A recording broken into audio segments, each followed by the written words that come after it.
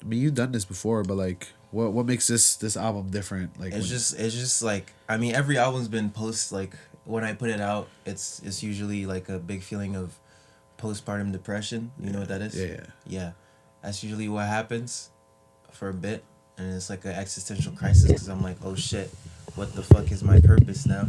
Yeah. But it's always, I mean, I'm always like happy, but I'm not a very result oriented person. So when it's out, like I don't. It's really about what's next now. Like I finished sick, let them have it, and then now it's like what's next. What made this project different from Scouts? Like in your creative process? Well, it's because this one's my first like actually like personal record. Okay. Like, I mean, SS1 kind of had some personal shit in there. Scouts was fully non-personal, it was just a fictional story. But no, SS1 was just demos, so it wasn't really completed tracks. I didn't really care about lyrics that much. I was just trying to figure out a sound. Okay. But nah, yeah, no, it's definitely different. I mean, it's different in Scouts in all kind of spectrums, like sound, like subject matter, everything. Like it's way different than Scouts, I think, in my opinion. I can't even compare them because they're just two different entities. Okay. So, inspiration-wise, what inspired you to start doing this project? Not during the project, but to start, like to even say, yo, like I'm gonna do this. I'm gonna get really personal on this record.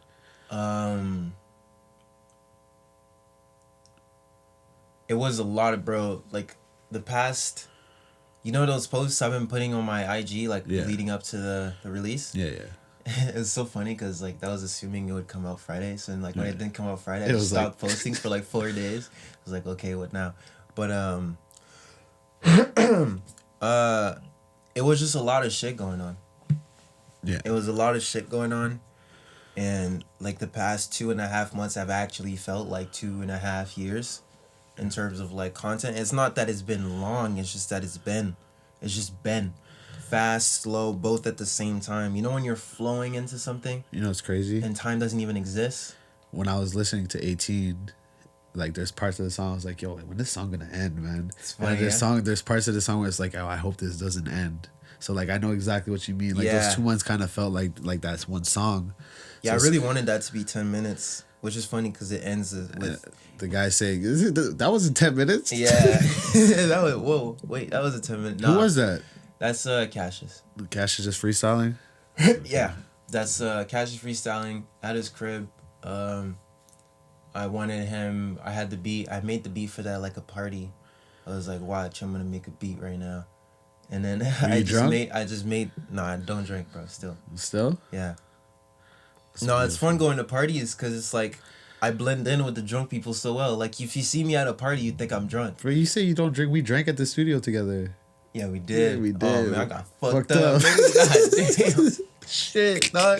Off that room temp water. God damn, nigga, I was fucked, nigga. I woke up the day after. I was like, damn, I don't remember last night, nigga. That room temp water hit different. Jesus Christ. But nah, I made that at like the party. At first it was called the address of the place that the party was at.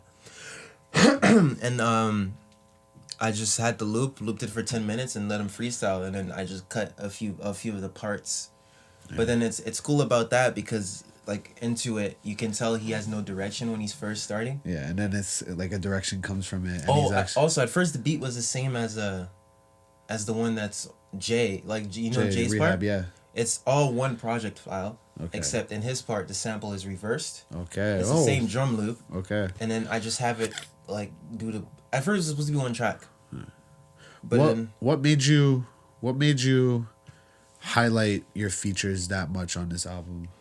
Because there's a lot of songs where like your parts are very minimalistic, even though they stand out. They're very minimalistic, kind of like. For instance, like how like Blood Orange does on certain albums, or like Tyler's recently started doing. What inspired you to use your features as more as an instrument? And since Blonde, like Blonde really changed my perspective on features. I mean, To Pimp a Butterfly too, because he used features very well in that. But Blonde was like one of the main ones because like it was a whole big deal on the internet, like trying to figure out the features on there, because it wasn't. Because usually features you came out as like a bit of a marketing thing. Yeah. It's like a lot of things why people announce track lists before the album is out is because you can see who's on there and it can excite you to listen to a specific thing because that person is on there Yeah. to drive more sales and features. But then when you listen to Blonde, there's no features listed on the track list. There's a shit ton of features in there. Yeah, there you is. know? Yeah. There's Beyonce on Pink and White that unless someone tells you, you probably would never notice, pick it up. yeah. There's like There's a whole lot of shit, right? There's what's his name of Production Young too. Lean. Yeah, That legend. Yeah, Young Lean, Austin from Slow Hollows, like all of this. So it's when he did that, I was like, wow, like the way he uses the features, not necessarily to just like, hey, here's a verse, here's this. Like he used them so well. Like Cherry Bomb did it too, but then Tyler refined it so well on Flower Boy, and then Igor he just mastered it. Like Igor's features are wild. They're beautiful. So Kanye well features done. beautiful. No one and that's part of the experience. Is like, who the fuck is this? Yeah. Who's this? Is that Kanye? Whoa! Just not I remember listening. knowing you was Solange, and I was like, "Yo, that's Solange." Yeah, and it's like no one knows like who the features are. So it adds to the experience when you hear someone who isn't Tyler come on, right? Yeah, and these are my like on your album, a lot of people like I know, so it's like, yo, it's like hearing their voice. Like hearing Yeah. Jay on Rehab was like, whoa. I texted him immediately. I'm like, yo, you killed that shit. You sound angry. I was like, I never heard you sound like that. Oh I yeah, like, watching him record it was like almost uncomfortable because it felt like he was actually like he felt what he was saying. Yeah. Because he was putting in that energy, but I think it's just because he's starting to master like the whole process of writing and recording so well. Honestly, he is. Because that's the one you hear is just a second take. Yeah. Where's Young Pillowcase? How come he's not on album? I'm a very spontaneous guy, so like YIN I decided to do October. I started working on October 4th Okay. of this year. Okay. That's what I was gonna ask. I was like, coming from your Care Package series to you dropping YIN, it's like Care Package. You sound motivated, ambitious. You sound like genuinely happy. I mean, like that's what you perceive to be. Yeah. But then on this album, it's very like in depth on like, yo, I just want to be alone. Most of y'all fucking annoy me. Like get the fuck out of my face type of vibes. You know, like I just really like I don't want to be here anymore. But because of y'all, type of feeling that I get off of this tape. You know what I mean? Yeah. So like where do you go from making something like Care Package to YIN? Like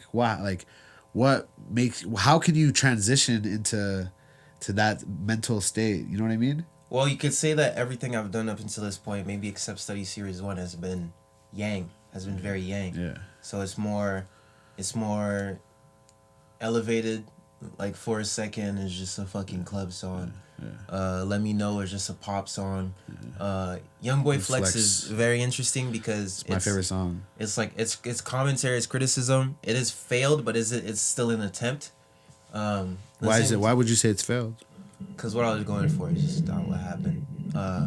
But I really like that song too. It's one of my favorites off the Care Package. No More Surprises is just like, that's from 2018 after the first Dojo drop. I hadn't made music in like a month or two. And then that day I just made a whole shit ton of like beats and tracks. And then that was one of them. And I was very happy with that verse and very surprised that I wrote it because I hadn't made music in so long. But I don't know. I don't have like I don't mold myself to any specific thing. So just like I can make For a Second, I can make the most depressing music that you could ever hear, because in a way it's all studies. Like Care Package was study. It was study. It was also me testing my ability to remain consistent. And that too was something that was very spontaneous. I was just on the bus, because I'm always thinking about these things. So I was on the bus. I was like, shit, look, like what's a cool thing I could do? Yeah. I was like, let me just put out a song a week for 6 weeks.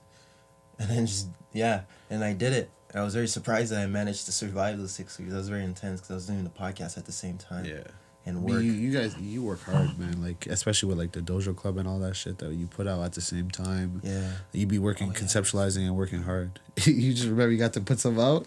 No, because I was doing clothing around that time too. So I was shipping out a lot of shit. Yeah. So I was shipping shit out, editing podcasts and putting out new songs. That's why most of those songs were old, because I just had songs lying around the vault and I was like, okay, let me just put them out. Talk to me about the transitions in this album, because that's something that I think was that stayed with me the most. So happy. Was that this whole album felt like I mean, you kind of described it as a documentary. It's because it's one moment. Yeah, yeah, exactly. This whole album felt like I had to check my phone to see if I was on the same song.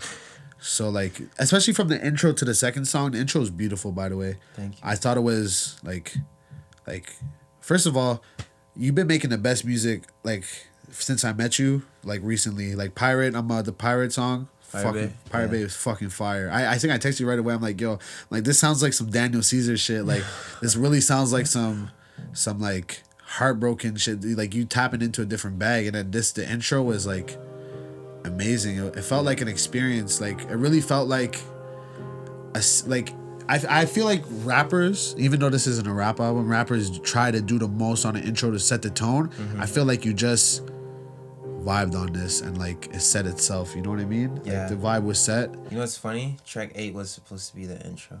It started out as me trying to make everyone who worked on it, I think, has known this. That's another thing that's very present in the album that I feel like through listening to it, you'll probably catch a few things like over and over again. I had a long recorded conversation with everyone who's worked on. Yeah, that's what I was gonna ask. The background noise, is that you or is that sampled? There's a lot of conversation. Yeah, there's a lot of conversation. There's one moment this guy was talking about a number following him. I think number 46 kept following Ryan J during the J recording session, which is why it's on the track. It's after the track, but it's the same track, just split in two. So Jay is on that, talking about at the start. When it fully transitions, you hear the big ass delay echo. Yeah. Like Jay says some shit, and then Ryan said some shit. He did some shit for track 3, What a Wound. Yeah. What a Wound is fire. All right, okay. By the time this is out, I'll have announced that people worked on it. So I'll just tell you who worked on everything. Yeah. There's around I think 12 people. Maybe. I want to know who that singer was. There's some female singer. She killed it.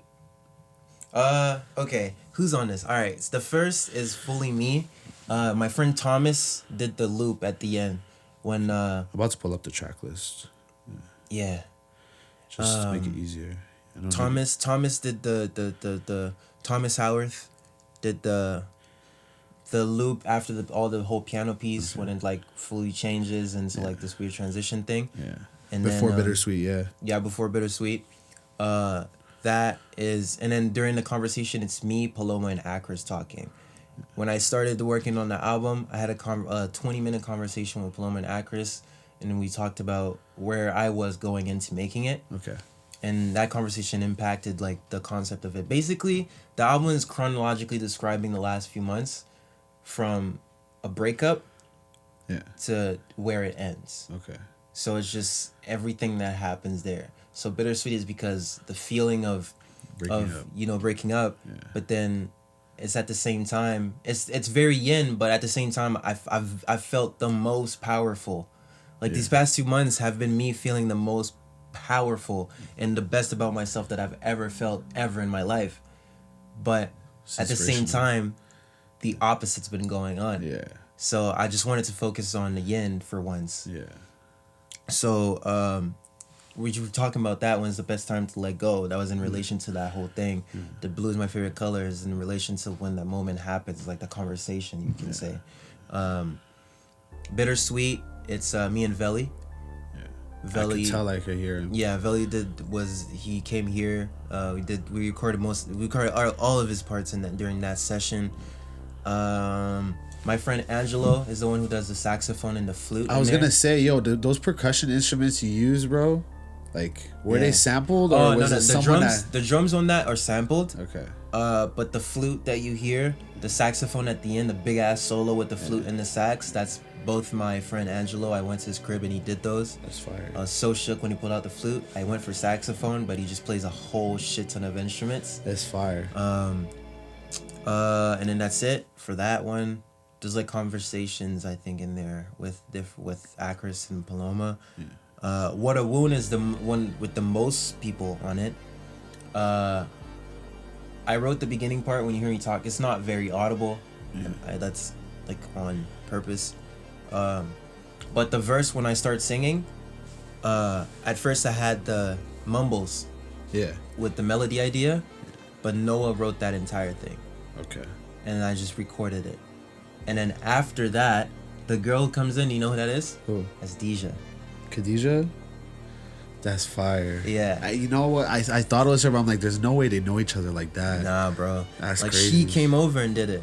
Oh, shout out to her. She wrote it and recorded it. Khadijah, I miss you. Hit me up. over a session.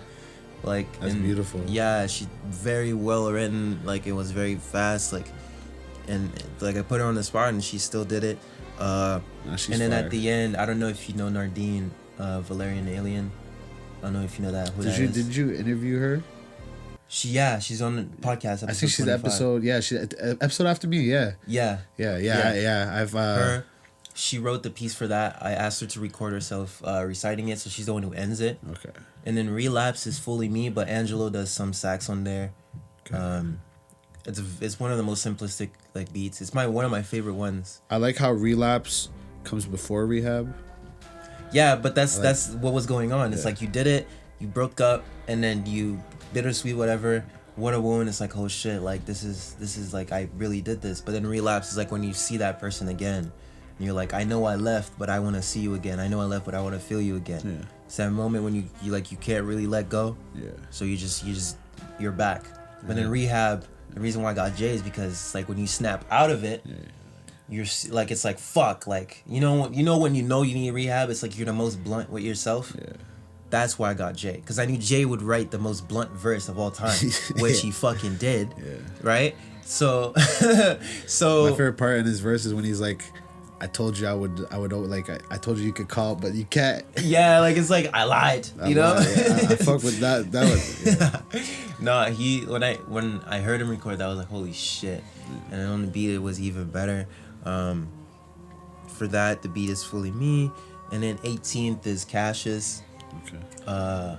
All throughout the 6 minutes is him freestyling? Yeah. Okay. My only part in this is me giving him directions because I stop him. Yeah, I don't even care if it's mumbling. I don't even care if you mumble. I don't even care when it's mumbles. And then the beat actually fully stops. And then he's like, I need to write for this. That's after I told him, like, just document what's been going on recently. Yeah. And then he's like, hey, start on Sunday. Sunday felt like Monday. And he's talking about, like, picking up books. Like, that's shit we were actually doing. Like, buying records, picking up books. That shit we've been doing. Both of us been doing. Yeah.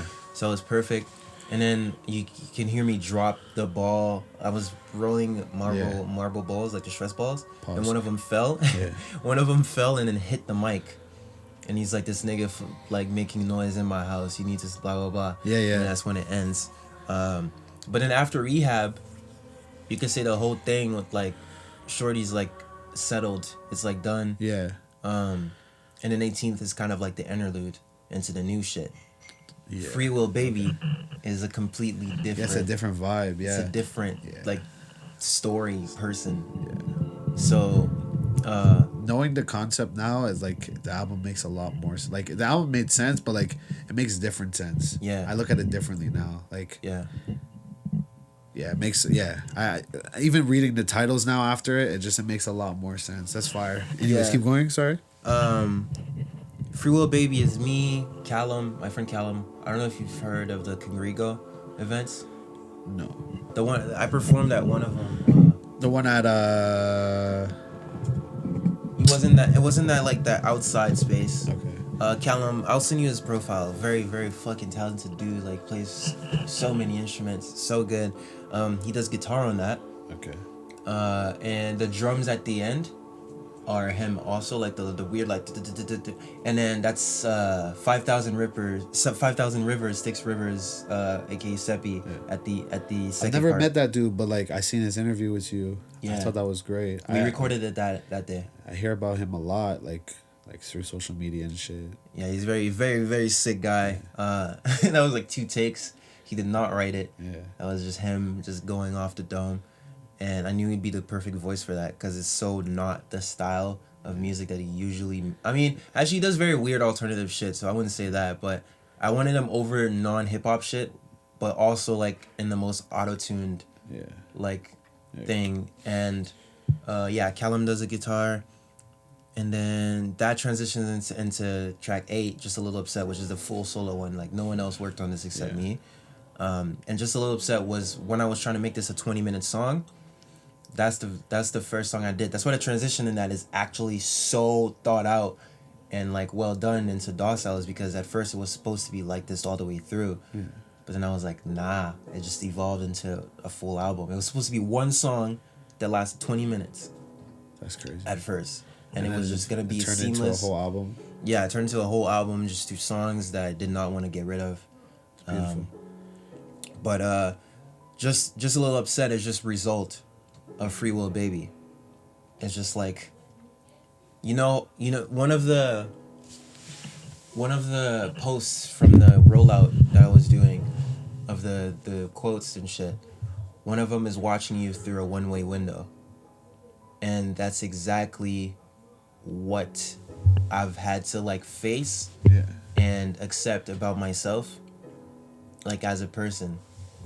That the fact that I'm watching everyone through a one-way window. You know the interrogation windows? How only one side is the one that can see through, the other side is just a mirror? Yeah. I'm the one on the side that sees through. Okay. And no one can see me on the other watching? side. Okay. I'm just watching people. I'm just watching whoever I'm interacting with. I'm just watching them. That's all. That's how it's been my entire life. I've just been the dude separated, right? So like a wallflower, essentially. Yeah. So that's why at the end I'm there just a little upset. Because through all of this, I just end up just a little upset, because it's like at the end it's all letdowns. Which is one of the so that was after what happened in Free Will Baby. I ended up there. I didn't make the tracks chronologically, but when I lined them up, it told the story just perfully. It made a lot of sense. Docile serves as like the bound two of the album, because everything is so dense up until that point. It feels like blissfully. But then Docile just ends, and it's like, it feels like open. You made it, and you're still alive. It's like and I'm barely on it. Like now that I think about it, like I look at it like, you know, when you break up with someone that like you really care about, like you think you're gonna die, but then you don't. So like, what's next? So like, I feel like the start of the album is like the what's next. Like, so when I listen to it, I'm like, yo, like now that I think about it, when I'm re-listening to it in my head in like quick speed, like I think like, yo, like, okay, you didn't die. My favorite color is blue. And then you go, and then now at the ending, you're like, yo, you're like, now I feel alive again. Yeah. You know what I mean? So that's a beautiful transition. Yeah, it feels to me, and just feels like, wait, don't come in. We're busy. Alright. Bitch ass nigga. Docile, I don't know. Docile, I mean, Callum wrote his part. That's Callum singing. I do I dub the vocals so you can hear me in there too.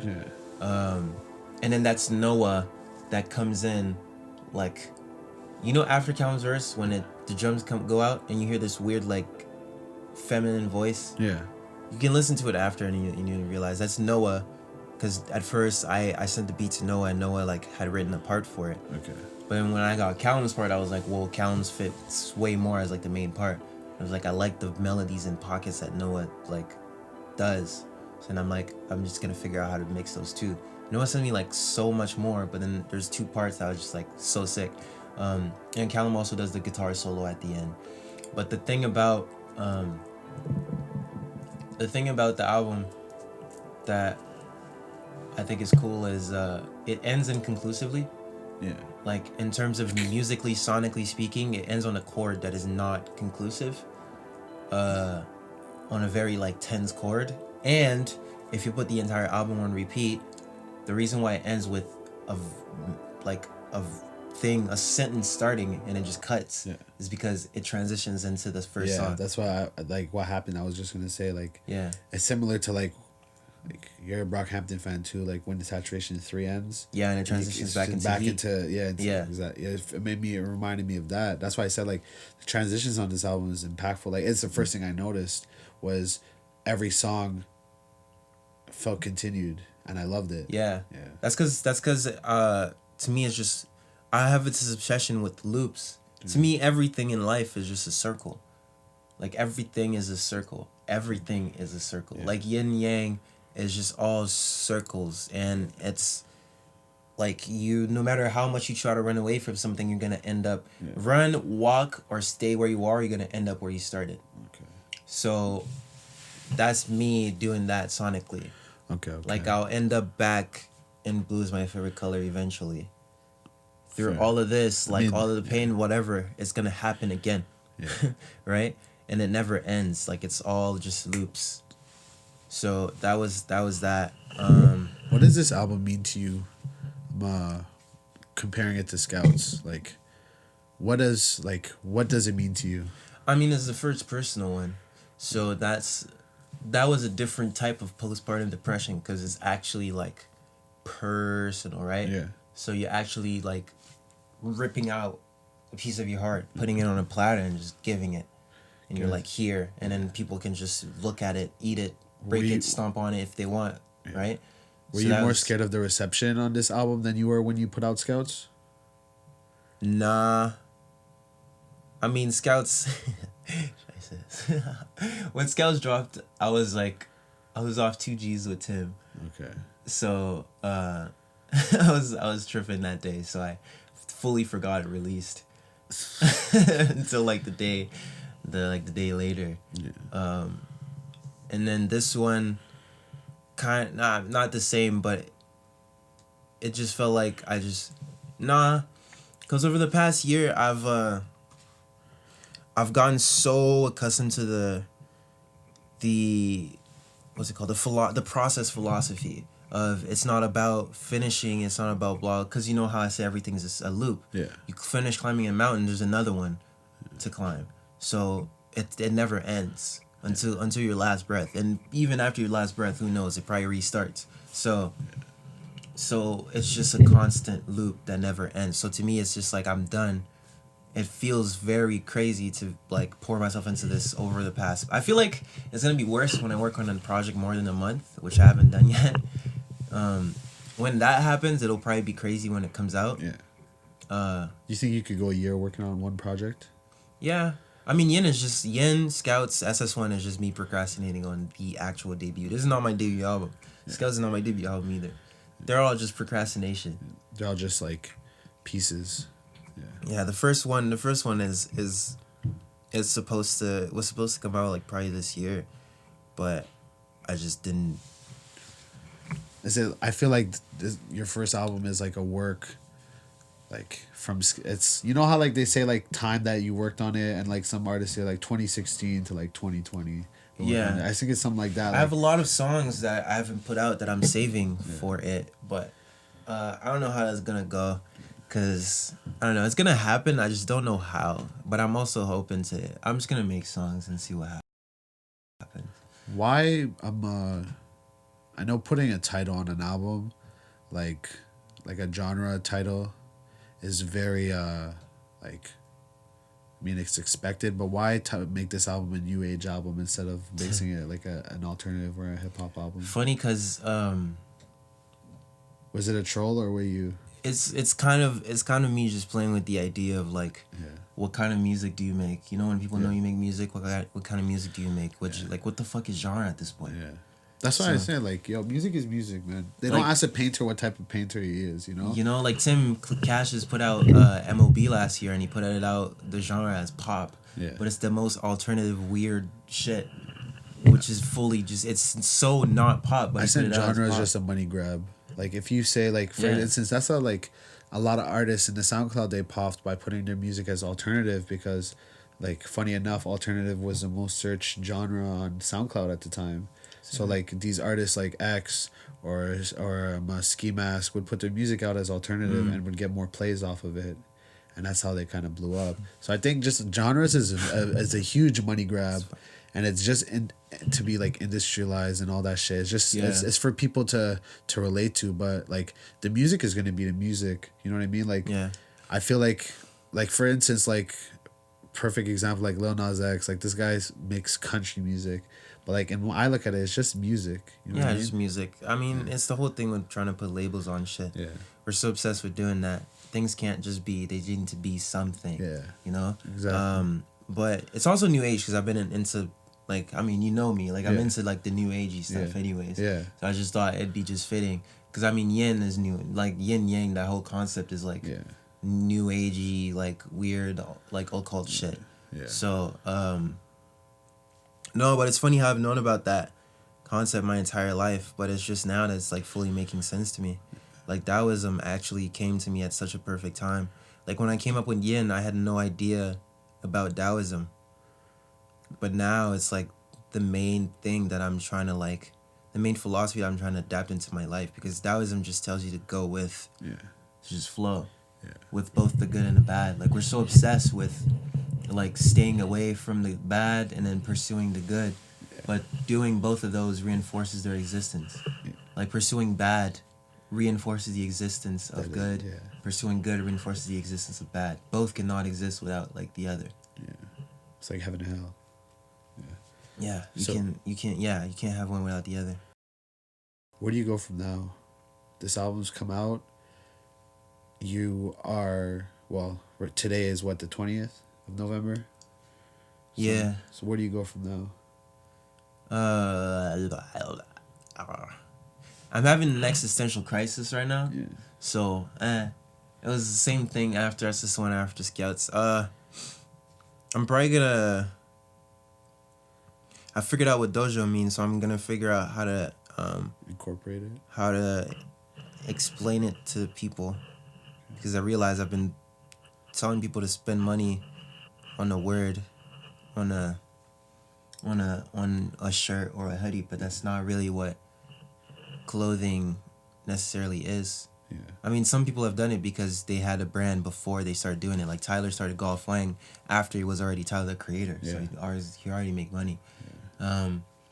But me starting this, being a nobody, it's not the clothes that I'm selling.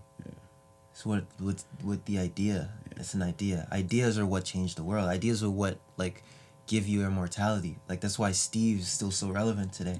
Because Apple is.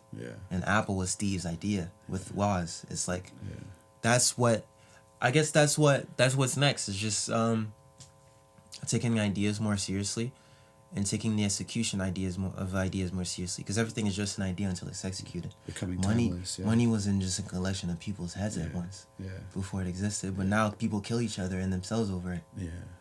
So it's a very well executed idea. Where do you see this album, like, sitting with yourself or with other people in the next, like, 2 to 3 years? What will this? I know I'm gonna look back on this like the late 20s, early 30s, and eventually, like, even older, as the same way I would see, like, any kind of, like, vlog thing I've put up.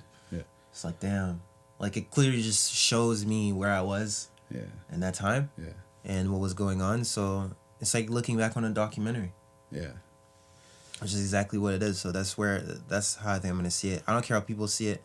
It's like, hopefully they like it, but I'm grateful, but I'm very grateful. A lot of people have listened to it. I've heard so many, like, good comments so far, but I can't take those personally. What would be the best environment to listen to this album? Just loud. Yeah. Just loud, ideally. Yeah. Like, I listened to it in my room. My problem was that speaker. I made it with those headphones, so I had to, like, tune it to speakers and, like, Apple headphones after, but it sounds pretty decent on both. No, it's very good on speakers. I like listening to Bittersweet on speakers a lot, because the vocals just sound like they're drowning, and reverb is my favorite instrument. Like, I use the fuck out of that. Yeah, I could tell. Which makes it a pain in the ass to mix, because reverb is, like, the enemy of mixing. Because it just makes everything so fucking muddy and dense. But I've been doing that since, like, SS1, so I figured out how to do it. Nah, bro, it's a very, very interesting piece, bro, because it just effortlessness. That's Taoism too. It's an action in action. It's getting the most control you can possibly have, but to get it, you have to let go of control. Which is the paradox of life. Like, in everything you do, that pattern exists. Like, So it's interesting coming, like, when I came up with the concept, it was just YIN. Yeah. It was just because I thought the name sounded cool. Yeah. I just thought YIN just sounded like a cool thing. I'm like, sick, like YIN, aesthetics, right? Because I'm very aesthetically driven, so I'm like, YIN, aesthetics, blah, blah, blah. But then, as I start making it, it just starts to make so much fucking sense. Yeah. And that's either my subconscious just serving me up, and then, like, I interpreted this album too as like the same way you did. Because I don't know if you've heard me talk about War of Art, but I don't take credit for anything I make. Yeah. I ask God, my subconscious, the universe, for help with executing an idea. Yeah. And then from there, I just sit down every day and then work, and then the idea gets executed. Yeah. And then after that, I can step back and be like, okay, let me look at what I just did. Like YIN, bro, I finished over the 2 days mixing it. I slept for like maybe 4 hours. Yeah, that's crazy. Yeah, I had to call out of work. Yeah. But I called out of work, one, to work on it, but two, also because I wasn't sleeping, and I knew I would probably pass out from exhaustion at work. So like I couldn't go. I'm saying this in case if anyone at work watches this, so I don't think I fully just fully just skip work. Yeah. Fuck you, but I love you. No, but I made that. That was me mixing it. Like I've never taken a release date so seriously. Yeah. Because I really wanted it to be released as things were going on. That shows progression, yeah. Yeah, no, but it's also because the concept of it was all what was going on right now, and it needed to come out right now, because that's all that project is just right now, right? Yeah. So, like, at first it was supposed to come out in October. I was supposed to just start working on it in October and finish in October and drop it in October. Yeah. But then Pirate Bay came around. That came out October 10th. Yeah. I had to deal with the release of that, the merch that came out with it. So that slowed me down. I had to work. The I whole had school. recite design and all that. Yeah, all of that. So it ended up being November 15th. I just looked in my calendar. I was like, that looks cool. That's a nice looking date. It just ended up coming out on the 19th. And it ended up coming out on 19th. Came out on 15th on everything except Apple Music. Yeah. Apple Music still says when you look at it that it came out on the 15th though. Oh, okay. Yeah, so it came out on the 15th. It was late, 4 days late, yeah, though. Where are you as an artist right now today? Like, if you had to describe yourself in minimal words, though, where are you as an artist? Process. Process? Yeah, just process. Yeah. Yeah, no, that's where I am.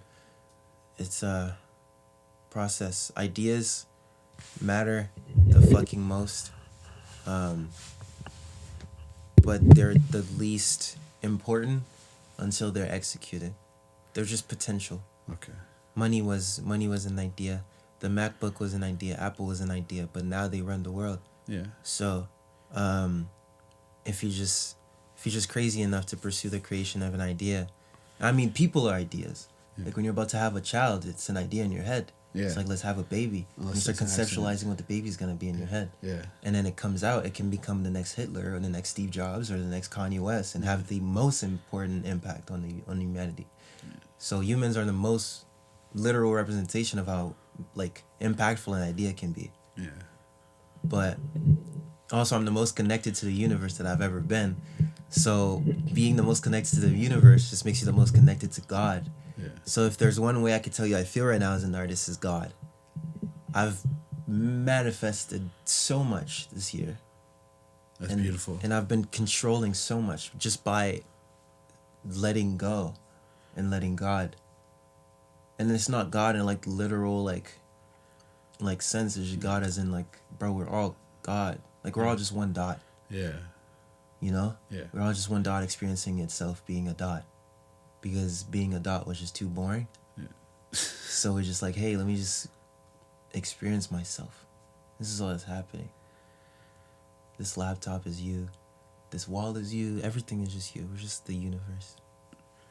This project seems super personal. What made you look for outlets in terms of collaboration? Like compared to like a lot of your past shit, other than like maybe Care Package, I wouldn't say you're huge on collaboration. So like, what made you use people to like spread your message I mean, I've been alone my entire life, so all the things I learned is just a byproduct of me just being alone and having so much time for myself, because there's no hanging out with friends when you're all alone, right? Yeah. So, and it's also not wanting to depend on people, which is why I started writing, because couldn't find people. Don't do that. It's gonna pick it up. I couldn't find people to like rap on my shit when I just started out making beats. It was a hassle, or people wouldn't sound like as I'd want them to. Mixing cost too much. Yeah. And then when it doesn't cost a lot, people wouldn't take it seriously and wouldn't finish it on time, or do it their own way that they think works best when it's not your vision. Graphic design, artwork, that was me just not wanting to depend on people to do that. To film, same thing. But so just through that, I just figured out how to do them all myself. Yeah. Through watching tutorials and just self-teaching. Yeah. But I've always known, bro. Yeezus is one of my favorite albums ever, and knowing Kanye is Kanye's a conductor. Yeah. Kanye is a producer, but he also just arranges people's work. Yeah. Yeezus was just him going over 2 months, just going, yo, I want this. Here's 5 producers. What do you think would go well on this demo we have? Yeah. Go work on it. Come back tomorrow, and we'll just pick what works best, and then work on it, and then perfect it. Yeah. And then out you have Yeezus. My Beautiful Twist Fancy, it was just a bunch of niggas in the white. Yeah. Working together, right? Exactly. Yeah. So I always wanted to tackle collaboration. If anything, YIN is a study on that. YIN is a study on collaboration. Yeah. I went out of my way to work with the most amount of people. There was more people I was supposed to work with. It just didn't work out because, of course, people have their own lives. So, you know, there's a lot more people. I just wanted to get the most amount of people on there and figure out how to fit them. Just figure out how to conduct that entire orchestra of people. I think I did a pretty good fucking job. Yeah, I think so as well.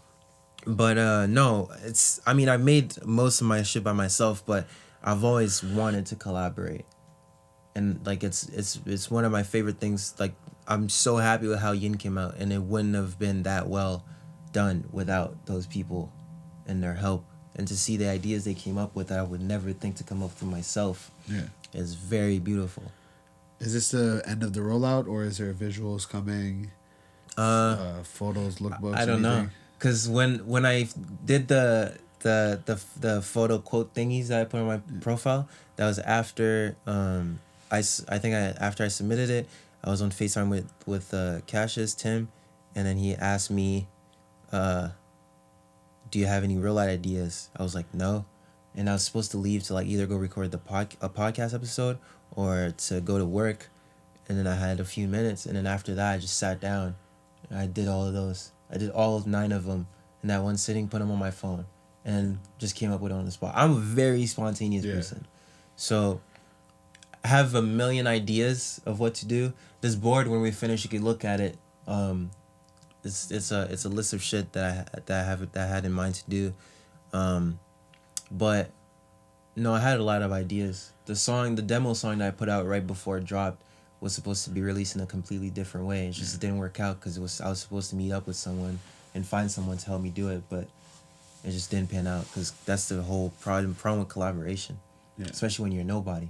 If you're nobody, bro, if Kanye asks anyone to collaborate, they're gonna drop everything. But if it's just some nigga, you know, it's gonna be harder for people to take it seriously. But I hope people take it seriously now. Yeah. Because this shit is fucking masterful, nigga. I fuck with it a lot, bro. Yeah, same. I'm a big fan of it. So, yeah. This is YIN. Yeah, nigga.